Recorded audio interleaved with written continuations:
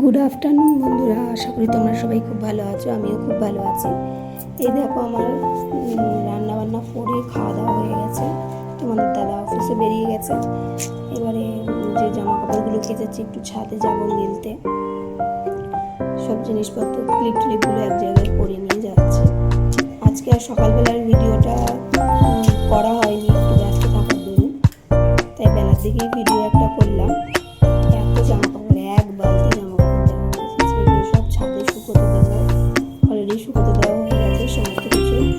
আকাশটা একটু রোদ উঠেছে, আবার কখন বৃষ্টি আসবে কে জানে। তাড়াতাড়ি করে সব মিলে দিলাম, তাড়াতাড়ি করে শুকিয়ে গেলেই ভালো হয়। আর বৃষ্টি আসলে কখন বলতে পারবো না। আজকে একটু মায়ের বাড়ি যাওয়ার কথা ছিল। দেখো আমার মায়ের বাড়িটা আগে পুরোনো বাড়িটা ভেঙে নতুন রিপেয়ার করা হয়েছে, নতুন করে আবার করা হয়েছে। এই জন্য মায়ের নতুন ঘর, এখনো জিনিসপত্র কিছু আসেনি। মোটামুটি এটা রান্নাঘর, শুধু ঘরে এসছে। আর কিছু কিছু জিনিস নিয়ে আসা হচ্ছে, খাট, শোকেসটা এসছে, খাট আলমারিগুলো আনতে হবে।